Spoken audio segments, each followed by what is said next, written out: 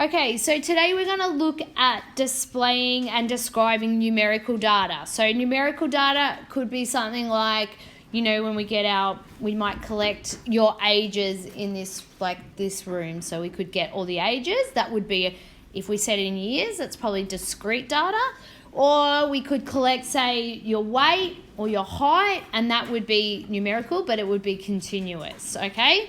So we're going to now look at ways of displaying this data. So we can still use frequency tables to see how much the data shows up, and then we'll use the frequency table and we'll display it differently. Okay, so we have a group of 20 students. So remember, I really want you to still keep doing this. So n equals 20 when they say that, okay?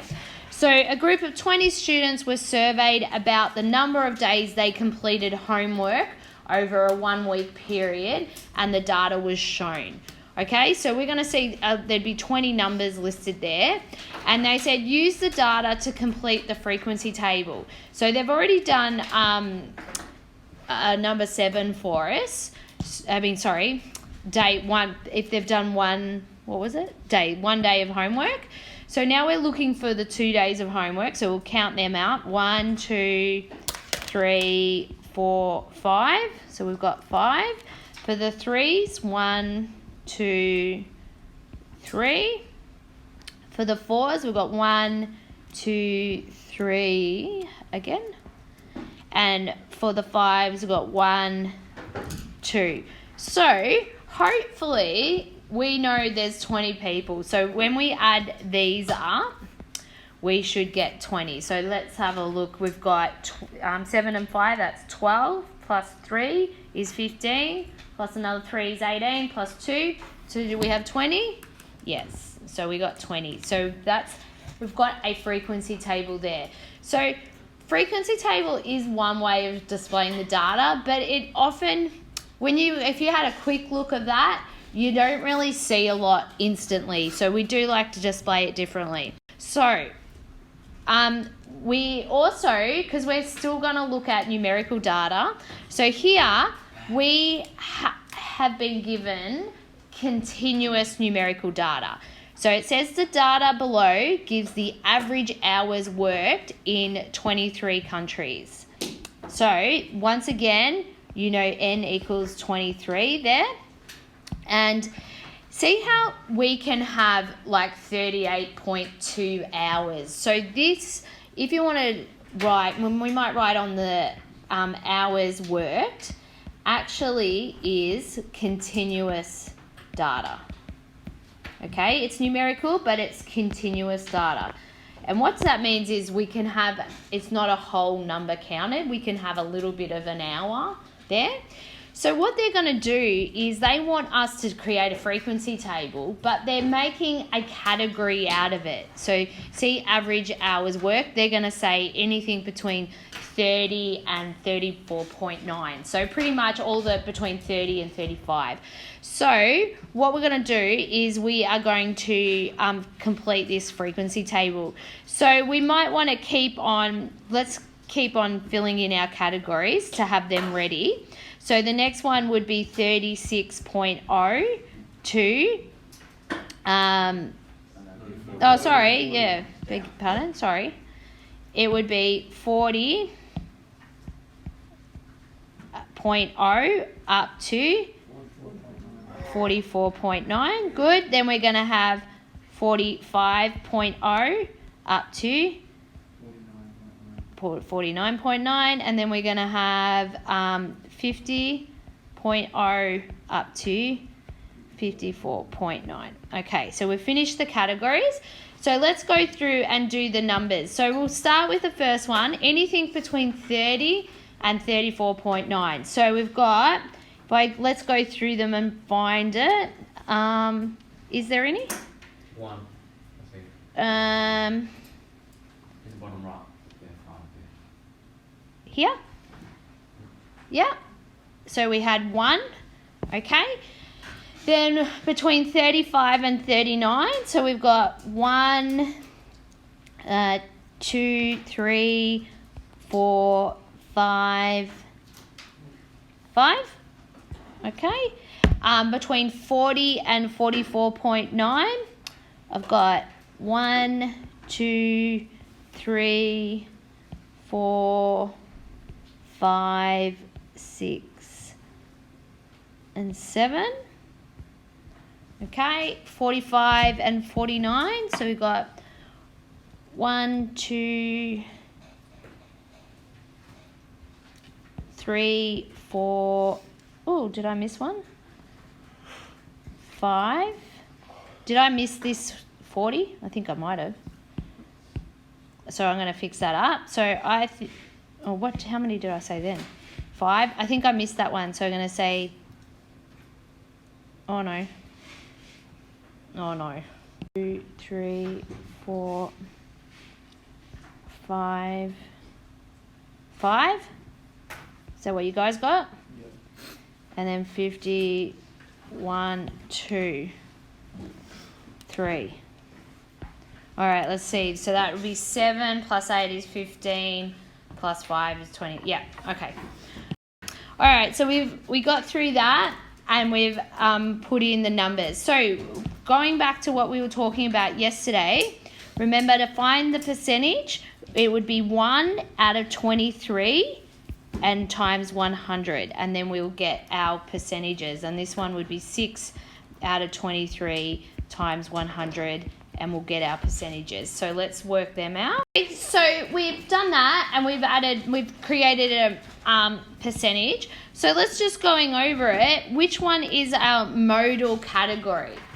Which one was the modal category in this? Yeah, this one here. So this was our modal category with 35%. Yeah. So if we were commenting on that, we would say that. So it'd be that category there. So once again, it's a way of displaying the data. It's not too bad, but it is not quick and easy to read of what's going on. So what we're going to do now is we're going to do a histogram, and a histogram is a great way of displaying data, and so you can instantly see results. So with a histogram, the frequency or the number or percentage is shown on the vertical axis. So what we're going to see here is when we have a histogram, we're going to have the frequency, and it could be a percentage or it could be a count along the vertical axis, and the values of the variables along the horizontal. So if we were looking at, before it was like the days they did homework would be along the bottom here. Okay, each column corresponds to a data value or a data interval. So before that last one we were doing, it was an interval that's been grouped. Alternative. For ungrouped discrete data, the actual data value is located in the middle of the column. So see, what they were talking about there is when we had homework days, and they say, oops. So when you have, like you had one day, so they want you to, and then you had 2 days, they want the column to be, the number would be in the middle of the column, like that. Okay, so you have 2, whatever. If you have continuous data, see how like we had, 30.0 up to 34.9, we will do it like that, and then the column will look like that. Okay, so that's what that comment means. So the height of the column gives the frequency, so we can see that. So if we went up to there, that could have been 20% or whatever count. So very similar. It's similar to the bar chart, but there are no gaps in a histogram. So a histogram, we're going to see all the columns are going to be next to each other like that. No gaps. So you might want to write that, no gaps in a histogram. And obviously we are talking about numerical data. Okay, so here we go. We've got an example of a histogram with discrete data. So discrete means a whole number. So here, if you look at it, so this is a discrete data sample where they said the number of siblings. So you either had a 0, 1. You're not going to have half a sibling. So this is a whole number. It's discrete. So you can see those who had 0. So you can see what they're talking about when they're putting the number in the middle. So the number is in the middle of the column. Okay, so that's how you have to set it up. And we've got the frequency along the side. So when you have it displayed in a histogram like this, it's so much easier to see. Like if someone picked up this data and had a look at it, they could quickly see. You can see here is our modal category because it's the tallest tower. Okay, so our modal category or mode was one sibling. So that's the most common response. And then you can see also what's the least one because it's pretty easy. 6 siblings was the least amount. So you can see that's a bit easier too.